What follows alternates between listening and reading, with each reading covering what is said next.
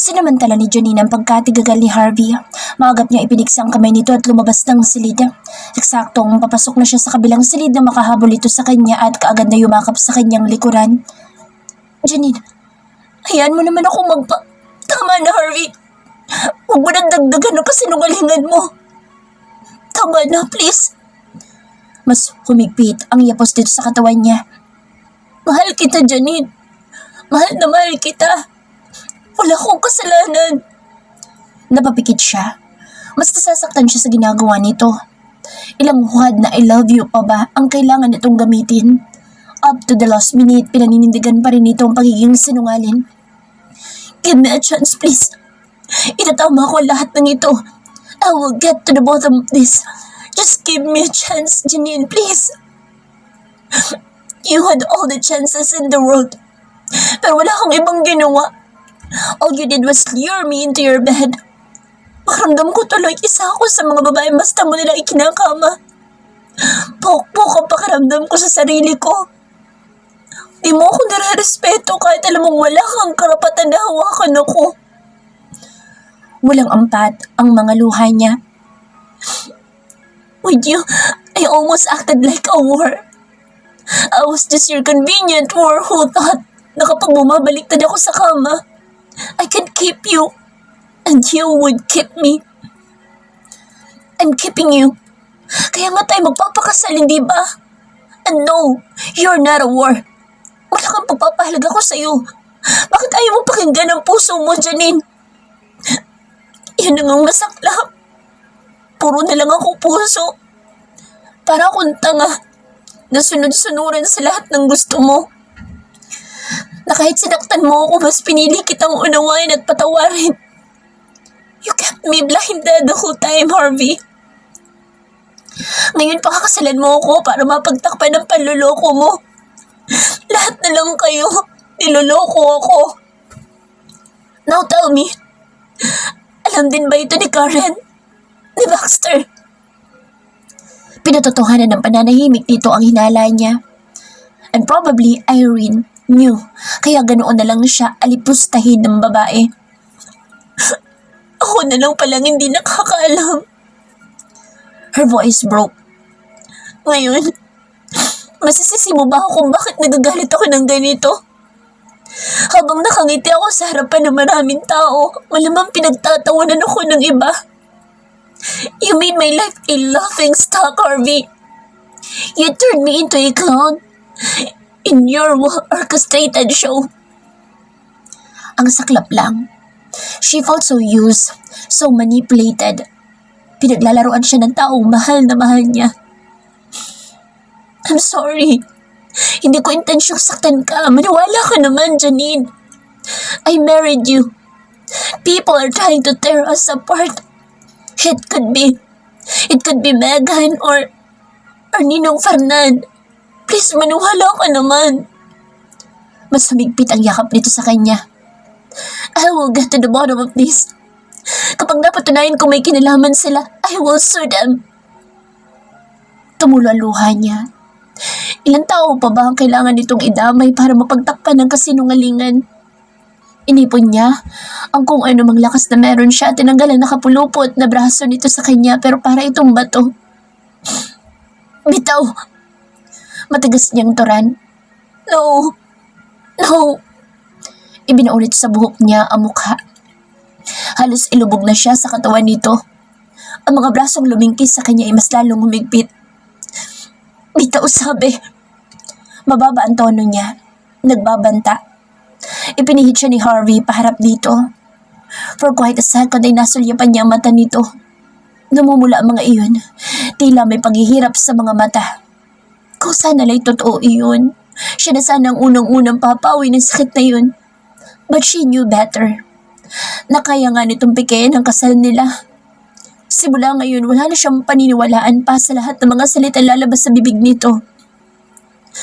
Janine, I'm sorry. I won't try to satisfy myself. Sorry.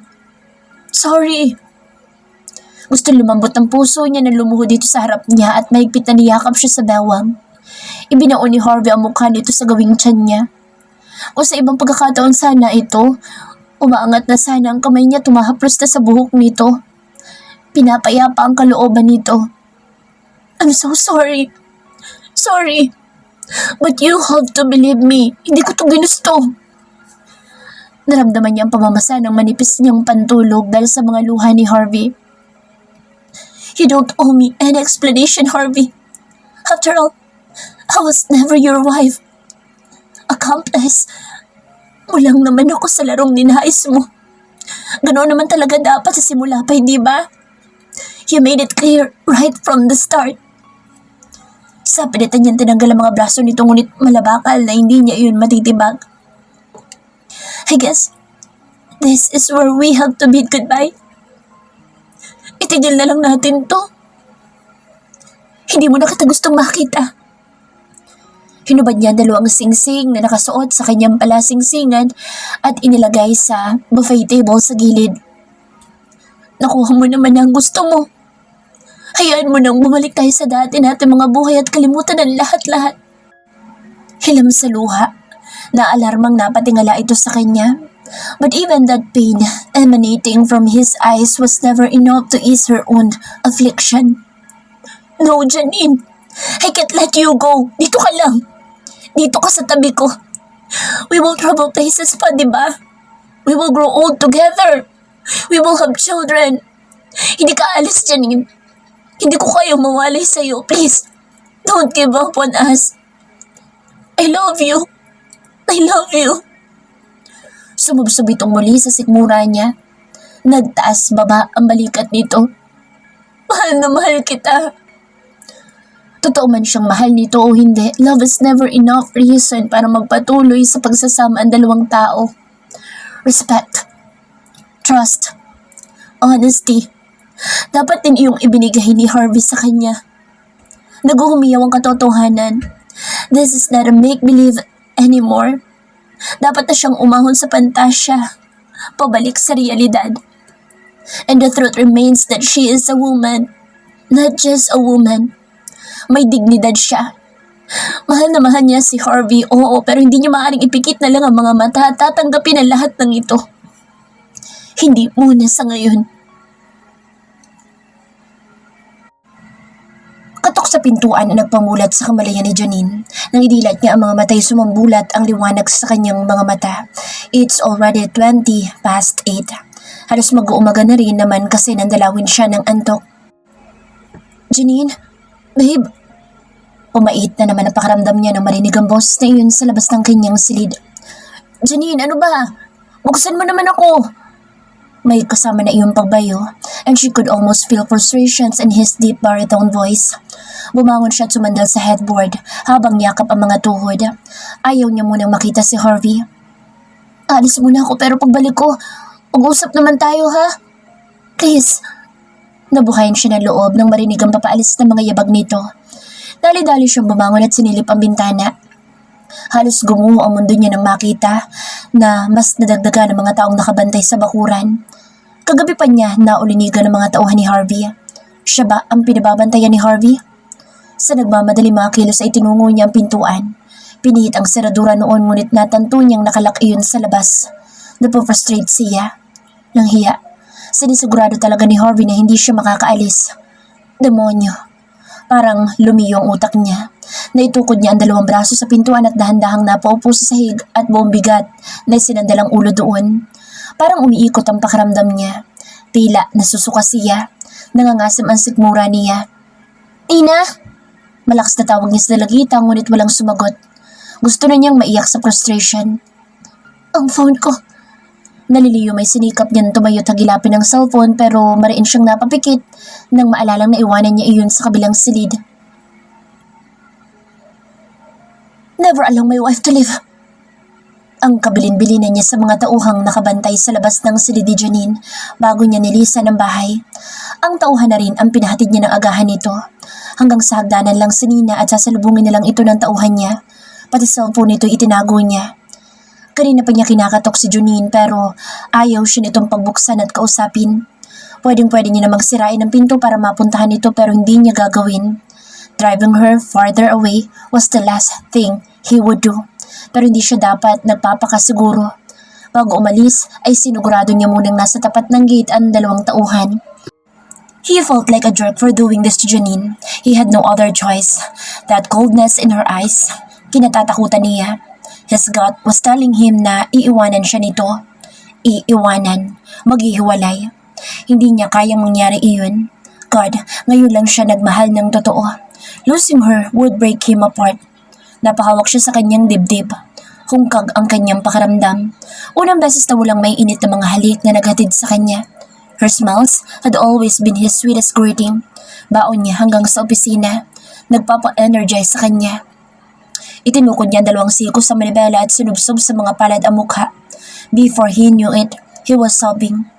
Busina sa kanyang likuran ang pumukaw sa kanyang atensyon. Umusad na ang traffic nang lumilipad ang utak niyang pabalik sa bahay. Pabalik kay Janine. Dom. Tinuyo niya ng mga daliri ang namamasang mga mata. He needed to get to the bottom of this. Kinabig niyang manibela paliko sa ibang direksyon, patungo sa bahay ni Tito Fernan. Kapag nalaman niyang may kinalaman ang ninong niya sa nangyari, pinapangako niyang matatanggalan ito ng lisensya. Ang lahat ng taong sangkot sa nangyari parurusahan niya. Hindi pa ho umuwi si Judge, Sir Harvey. Para nagpapagamot ho yata sa New Zealand at mukhang tutuloy na doon si Ma'am Miranda pagkagaling sa Hong Kong. Laglag ang mga balikat niyang muling nagmaneho paalis. Isang tao na lang ang kailangan niyang puntahan. Megan. Pero kagaya ng tatay nito'y wala din daw ito sa bahay ayon sa katulong na napagtanungan. Something was off. Inagaw ang kanyang pansin ng sunod-sunod na tunog ng kanyang cellphone. Where are you? May mga papeles na dapat kang pirmahan. How urgent are those? Very. Maantala muna ang pag-uwi niya. Kinabig niya ang manibela. He drove toward his office. Habang pinipirmahan niya mga dokumento, ay panay ang titig niya sa relos. Cancel all my meetings. Harvey, yung anti-mining advocate, nakita kong ini-interview sa TV. He is throwing shades against the company. Isa pang sakit ng ulan dumagdag. Let him be. Hindi na siya nagpaliwanag kay Karen at kaagad na tumayo. He wanted to get home. Baka nga makakausap niya ng matino si Janine ngayon. He just hoped so. Kaya niyang isang tabi ang lahat para kay Janine. Mahal na mahal niya ito at wala siyang hindi gagawin para mapatunayan niya iyon. Nagdadrive siyang kay daming isiping naglalaro sa utak niya. Ano ba ang unang sasabihin niya dito? Nahigit niya ang paghinga ng matanaw ang gate ng bahay nila. Yes, this is their home. Pinagawa niya ito noon para kay Sheila pero sa hindi inaasang pagkakataon ay si Janine ang inuuwi niya at itinirang may bahay. Everything about this house had Janine's touch. Nilagyan ito ng kulay ang bahay niya. This home had become so colorful because of her. Napasukan niya ang mga tauhan na pakalat-kalat sa labas. Una niyang tinalunto ng sila di Janine. Malalaki ang mga hakbang niya. Halos liparin na niya ang hagdanan. Hindi pa rin daw ito lumalabas ayon kay Nina at ni hindi pinapansin ang inihatid na pagkain ng kanyang tauhan. Gamit ang sariling susi, binuksan niya iyon pero nakalak iyon mula sa loob. Napamura siya. He badly needed to see her. Kahit masilip man lang niya ang mukha ng mahal niya. Babe, dinikit niya ang noo sa dahon ng pintuan. Pinakaramdam niya ang nangyayari sa loob. Wala siyang anumang naririnig na kaluskos. The room was so still and silent. Pinamahaya ng kaba ang puso niya. What if... No. Inis at galit, naghalo-halo na sa kanyang dibdib. Dala ng frustration at matinding pananabik na rin ay malakas niyang inundayan ng tadyak ang pintuan. Sa pangalawang beses na persahan niyang sinipa ang pinto'y bumukas iyon. Nasira ang lock sa loob at kahit ang hinge noon. Lumukha din iyon ng malakas na kalabog sa buong kabahayan. Si Nina na napaakyat sa hagdanan ay mahihinuhang nahihintakutan sa nasaksihan. Lalo nang makita ang madilim niyang muka at ang pagtatagis ng kanyang mga bagang. Sa mga mata nito ay ang nakarehistrong takot. Baka marahil natatakot na sasaktan niyang ate nito. Drown him. It would be the last thing he'd do. Ang gusto niya lang naman ay ang makita at mayakap ang mahal niya. Go back to your studies, Nina. At tubiling tumalikod ang dalagita, saka siya tumuloy sa loob. Janine, sigaw ng puso niya. Nakahiga lang habang nakapikit pero alam niyang gising ito. Sa lakas ng pagsipa niya sa pinto, alam niyang nagising ito kung sakaling natutulog man. Dahan-dahang humakbang siyang palapit dito at taupo sa gilid ng kama. Napaiktad ito nang maramdaman ang paglapat ng daliri niya sa balat nito. Tila napapaso o mas tamang sabihing nandidiri ito. Shit! Hindi na niya nasasala ang murang lumalabas sa bibig. Ayaw niyang nakikitang pinangingilagan siya ni Janine. Umalis ka dito. Nagdilat ito para lang itaboy siya. Ang sakit. He missed her smile. Namimiss niyang nakangiti ito naghihintay sa kanya sa pintuan at hahalikan niya naman ito ng marubdob at ikukulong sa mga bisig. He hated this coldness. He abhorred the idea of her hating him. Janine, please. Let's talk. He was aching for her. His whole system was. Ayaw kitang makita. Ayaw kitang maamoy. I hate you. Mahina ngunit may diin sa bawat pagbigkas ng bawat kataga. Tumatagos sa kisame ang paningin nito. May bahid ng nanunuyot na luha ang mga mata. Ayaw niyang nakikitang nahihirapan si Janine. Umangat ang palad niya upang tuyuin ang mga luha pero mabilis ito nag-iwas ng muka. Iwanan mo na ako. Akmang pipihit itong patagilid ngunit nagimaagap niyang pigilan ito. In just a split second ay nakubabawan niya ito. Being her underneath him is one of the best feeling in the whole world. Babe. He softly caressed her face. He kissed her so gently. Gusto niyang iparating dito kung gaano niya ito kamahal. Kung gaano kasidhi ang pananabik niya subalit walang reaksyon mula kay Janine. Nilaliman niya ang halik hoping na baka pag naramdaman nito ang init niya ay manumbalik ang pagmamahal sa kanya. But she only stiffened. Tom, he groaned in frustrations. Mas pinagigihan niya. Pati palad niya'y sumabay na rin. Humahaplos at dumadama. But all he could get is her coldness. He silently cursed. Di dapat ganito si Janine. Masaling lang niya ito'y umiinit na ito. She could even equal his passion in bed. Kiss me back. Halos pagmamakaawa niya na. Nasaling ng daliri niya ang nangingilid ng mga luha nito. Para siyang natauhan. Marahas siyang umalis sa pagkakakubabaw dito. Sunod-sunod na murang ginawa at tumayo. Ang lampshade ang napagbuntunan niya ng pansin. Binato niya iyon at lumikha ng malakas na tunog ang pagbagsak noon sa sahig. Ang walang kalaban-laban na bagay ay nabasag. And he felt repentant when he saw her close her eyes. Mariin. Ano ba ang maaari niyang gawin para maitama ang lahat? Umalis siya sa ibabaw nito at lumuhod siya sa gawing gilid dito at inilibing niya ang mukha sa gilid ng higaan. Ano bang kailangan kong gawin, Janine? Please tell me. I couldn't bear to see us like this. Janine, please. He never begged someone but for this woman.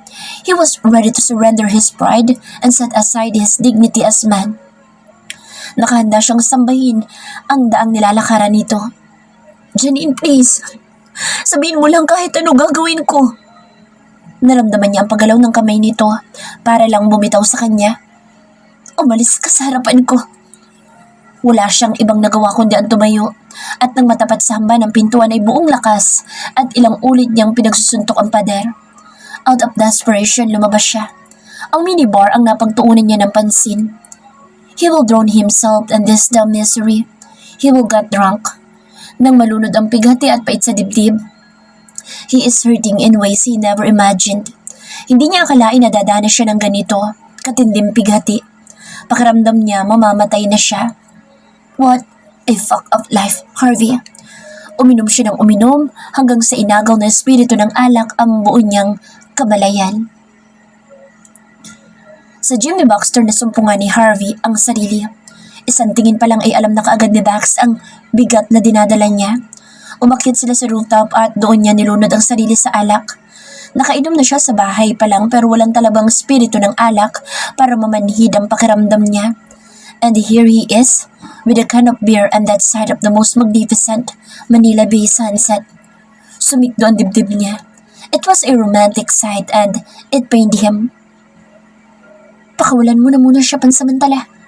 Out of the blue, sinabi ni Baxter. Ilang sandali ang nakalilipas na pinakiramdaman lang siya nito. That's bullshit! Napatayo siya at inihagis sa kung saan ang lata ng serbesa. Tumilamsip ang natitirang laman noon at tumunog. Ilang saglit ang pagtama nito sa metal railing ng hagdanang inakyatan nila. You know I can't do that. Nailagay niya sa ulo ang dalawang kamay at nagpalakad-lakad sa harap ng kaibigan. Give her space, Harvey. Pareho niyong bigyan ng espasyo mga sarili ninyo. Maybe that is all she needs. Kahit anong gawin mo, na pagpapaliwanag sa kanya ngayon, sa estado niya ng pag-iisip at puso niya, Gaano man ka-logical ang ibibigay mong katwiran, hindi niya matatanggap. For the meantime, kilala naman natin si Janine. Sobrang mapagpatawad niya kaya ayaan mo na muna siya. No! I can't bear to see her walk away. So ikukulong mo siya habang buhay? That's illegal detention and pure stupidity. Hindi nakatutulong. It will only drive her further away. Tumimo ang mga sinabi ni Bax sa kanya. Chase her at the right time. Ngayon, give her time to think. That is all she needed. Hindi rin madali na sa loob ng 1 taon ni 2 lalaki ang nanakit sa puso niya. Umuwi siya ng bahay. Sa bakuran ay pakalat-kalat ang mga tauhan niya. Oh, how selfish he was. Baka nga mas natakot si Janine sa mga ito. Umakyat siya sa itaas. Bawat apak sa hagdanan ay pabigat ng pabigat ang pakiramdam.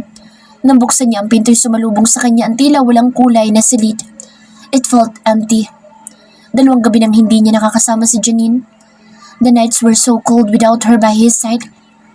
And it was so agonizing. Pero kailangan niyang gawin ang tama. Isasantabi niya muna ang sarili.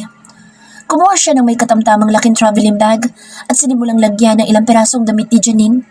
Iilan lang. Sisiguraduhin niyang babalik ito muli sa bahay nila. Makikinig muna siya kay Baxter. He will give her the space she needed. Habang sinasarado ang zipper ng bag ay tila sumabay naman sa tunog noon ang pagkapunit ng bahagi ng kanyang puso. Piniga iyon at humapdi. Binitbit niya iyon at tinungo ang kabilang silid pagkatapos. Janine, hindi ito tuminag. Walang ekspresyong nakatitig lang sa labas ng bintana. Uuwi na muna kita sa apartment mo. Mas tinarak ng punyal ang puso niya na makitang sakalang ito lumangon sa kanya nang marinig ang sinabi niya. Naninigurado ang mga titig nito. Bahagya niyang itinaas ng bahagya ang bag na kinalalagyan ng mga gamit nito. Tumayo ito at nang matapat sa kanya ay akbang kukunin na ang traveling bag. Ako na. Hindi na ito umangil pa. Humakbang ito kasunod siya. Habang pinagmamasdan itong pababa ay tila minamasahe ng asin ang puso niya. Damn it. Ang sakit ng puso niya. Ihatid kita. Sa buong biyahe nila ay tahimik lang ito. Tanging sa labas lang ng bintana nakatutok. God, how he would miss this touching and kissing her hand while driving. Kapag humihinto sa gitna ng traffic ay halikan niya ito. Mamimiss niya mga pag-uusap ng kung ano-ano lang at pagkatapos ay magtatawanan. Nakabibinging katahimikang bumabalot sa kanila ngayon. Binuksan niya ang car stereo para magkaroon man lang ng ingay sa loob ng sasakyan. Sam Smith echoed inside the vehicle. Ngayon niya lubos na nauunawaan ang sakit na nadarama ng kumanta. The singer was begging for a love to stay, just as he was begging for his love to stick by his side. Hanggang sa natapos ang kanta. Nangilid ang mga luha niya pero si Janine ay nanatiling walang kibo. The song didn't affect her. Not anymore. Janine, ang lapit-lapit lang dito pero ang layo-layo pa rin. Narating nilang apartment dito ilang minutong nakalilipas. Mabilis niyang tinanggal ang seatbelt at pinubuksan ito. Gusto niyang dumukwang at magpresentang siya na lang ang magtatanggal ng seatbelt nang nahihirapan dito pero baka bulyawan siya. Kahit ang maliit na bagay na ito'y mamimiss niyang gawin. Yung siya magkakabit at magtatanggal at panakanaka itong nanakawan ng halik sa mga labi. Para nag-slow motion ang lahat. Inaantabayanan niya ang pagsayad ng paa nito sa lupa. Tila mabibiyak na ang puso niya. It was her first step towards getting away from him. Then, she stood beside him. Nasamyo niya ang pamilyar na bango ng asawa niya. Yes, she is still his wife.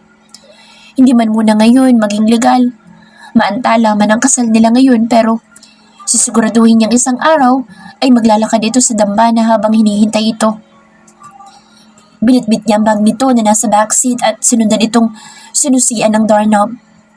2 beses lang siyang nakatuntong sa bahay na ito pero napakalaki ng kaugnayan sa buhay nila. This is where it all started and he could still remember the day when he picked up her on their wedding day. Kumirot ang puso niya. Namuo din ang galit sa mga taong nagmanipula sa kanila. The door clicked open. Bumulaga ang madilim na silid. Pumanik siyang kasunod ito. Nagtungo ito sa silid at nahiga sa kama. Siya naman ay sinimulang isalansan sa cabinet ang mga damit nito Hindi siya sinaway. Hinayaan lang siya nitong gawin iyon until he was done. Kung maaari lang sana niyang palawigin ang oras. Naupo siya sa gilid ng kama nito malapit sa mismong ulunan nito. I'm letting you go for a while. But only for a while, Janine. At hindi ako maglalaho ng tuluyan sa buhay mo. This is just temporary. Nagpakawala muna siya ng sunod-sunod na buga ng hangin bago tumayo. Mabibigat ang mga paang naglakad siya patungo sa pintuan. Isang hakbang pang palabas ay nilingon niya ito. He hoped that for the last minute ay kakausapin siya nito. Ganoon na lang ang tila pagtigil ng kanyang paghinga nang mangusap ito. Harvey, pipigilan ba siya nito? He silently hoped. Yung mga tauhan mo, bitbitin mong pabalik kasama mo. Hindi ako preso para bantayan. Iba ang namutawi sa bibig nito. Malayo sa nais niyang marinig. Goodbye, Harvey. Malapit na ang kasal nila. Instead of saying I do in the ceremony, he uttered so long. Ganito ba talaga nagmamahal? May kakambal na kirot at hapdi ng puso. Nasa kotse na siya nang may tinawagan siya. I need you to do something for me, Ramos. Sunod ay ang dad niya. The wedding might be off. Kailangan ko muna asikasuhin ng ilang personal na bagay, Dad. Yun lang ang sinabi niya sa ama. Binuhay niya ang makina pagkatapos na maikling usapan. The engine revved. Sumabay sa pagrevolusyon ang pagdagundong ng puso niya. Habang nakahawak sa manibela, binabayo naman niya ang kaliwang dibdib niya. He was hurting so bad. All your fault, Harvey. Naging sigurista siya. Masyado siyang nakampante na hindi nito malalaman ang totoo. He underestimated her. Janine is right. He is a selfish and dishonest prick. Ngayon, sakit ng loob ang napala niya. You're an asshole, Harvey. Asshole. Dumb him. Dumb loving. Dumb life. Talaga bang okay ka lang dito? Nilingon ni Janine si Lynette at nginitian ng pilit. Siyempre naman. Habang nililibot ng tingin ang kabuuan ng silid ni Lynette sa apartment nito ay nakaramdam siya ng kahungkagan. It was so unfamiliar, yet it made her feel safe. Pasensya ka na ha. Wala lang talaga akong ibang alam na lalapitan. Nahihiya siya kina Tita Joselle. Dapat ay nasa apartment siya ngayon pero heto siya at nasa maliit na silid ng maliit ding tirahan ni Lynette. 2 araw na nga siyang naririto sa bahay ni Lynette. Naninikip ang dibdib niya kapag nasa apartment siya.